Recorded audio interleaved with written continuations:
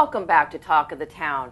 Have you ever thought about making your backyard into a bird feeding habitat? Well, and if you're not sure exactly what to do, I have the perfect guest here today, Virginia Coulter. She is with Wild Birds Unlimited on Hilton Head Island in Festival Center next to the Publix.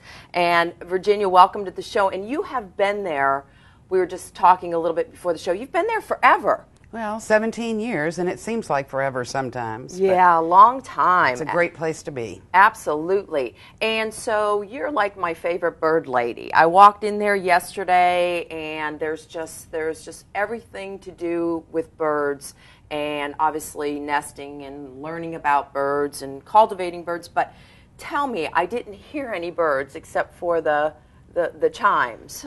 Yeah, well, a lot of people think we have birds in the store, but we prefer the birds to be wild, out in the habitat, and we provide your nest boxes, your bird seed, your bird feeders, bird baths, and things like that to make it fun for you to enjoy the birds in your backyard. Right, and you have a plethora of information, I mean, either via video or books or even just being able to call and speak to you. Exactly. Well, I've been feeding birds, thanks to my parents, since I was 2 years old. So you do that long enough, you get to know how to do it and make it work. And we don't want you to get into this and not have it work for you. Right. So we work real hard to make things that you purchase to be the right things. Right, and it looks so pretty in the backyard. You know, it really makes for a lovely scene in the backyard, as well as you know, it sounds great. It's very relaxing, very relaxing. So what's important for the birds? The most important thing for the birds, and it's almost free, is water. Oh. If you think about it, you know, we're surrounded by water, but there's no fresh water. So you need to put out a bird bath, and about 2 inches deep is a perfect depth for a bird bath. If you add a mister or a dripper, which is a device that hangs on the side of the bath, drips into the water, birds find food by sight and they find water by hearing. So with the dripping of the water, then the birds are going to go, hey, wait, there's water over there, let's go see that yard.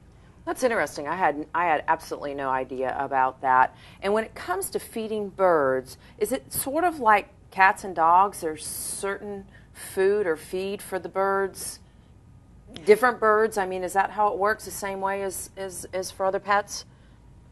That's partially true. There are different types of seeds and foods that you can offer, and your single favorite seed is black oil sunflower.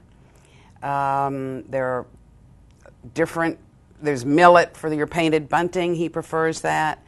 There are some birds that can't crack the seed open, so we like to provide either shelled seed for those birds or a suet product, or the most popular feeder in my backyard happens to be a peanut feeder, in which they cling onto this feeder and peck pieces of peanuts out of it. And every bird in my yard will go to the peanut feeder. Isn't and they that love clever? it. That is so clever. They love it. So what is the best time to put out the nesting boxes? The nesting boxes, this is a perfect time to put them out. I always say it makes a great Christmas present. Put it on your Christmas list. The birds will use the boxes during the winter when it's cold. 5 or 6 birds will get in there and huddle in together. Then comes spring, no more huddling. It's just going to be 2 birds. So if you put the box out now, they'll use it during the winter. They'll also get used to it, be aware of it when it comes time for spring nesting, which can start as early as March. Wow.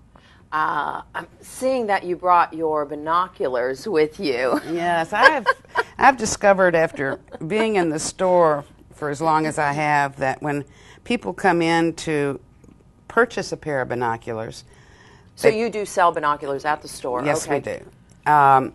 They have no clue how to focus them. And when I show them how to focus them, they go, oh, you know, maybe my ones at home are okay too. So I said, bring them in, let's look at them. And if anybody wants to bring their binoculars in, I'd be glad to help them. The first thing you want to do is roll your eye cups out if you don't wear glasses. If you wear glasses, you leave them rolled in.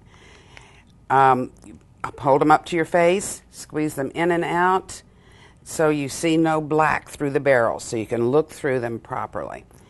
You want to close your right eye and do the center focus. Close your left eye and do the right eye focus, which is this diopter right here on the right eye. Once you've focused both eyes, all you have to do is spin the center focus to bring in further away or closer up into focus. So it's a very simple thing to do. Yeah, absolutely. So if people want to, if they have their binoculars and they want me to help them with them, bring them in, I'd be glad to. Yeah. Because they're no good unless they're focused. Yeah, I mean, I've looked through binoculars before. I had no clue. So it's really not that difficult. Well, a lot of people just pick them up and think that's all they have to do. Right. But it is important that they get them focused properly. And once they're focused to your eyes, as long as someone else doesn't use them, then all you have to do is pick them up and do this again. You don't have to go through the whole thing each time. That's neat. It's not very difficult. No. And obviously, if they need help, they can find you at Wild Birds Unlimited, and that's Festival Center. Festival Center between Publix and Atlanta Bread Company. Yeah. At the north end of the aisle. And anything they want to know or anything they need to purchase for birds, about birds, they can come see us. Absolutely. And we'll be glad to help them. Great. Virginia, thanks so much for being on the show today. Thank you, I enjoyed Sandy. seeing you. Thank and you. Have a wonderful holiday. Thank you. And we thank you so much for joining us on today's Talk of the Town.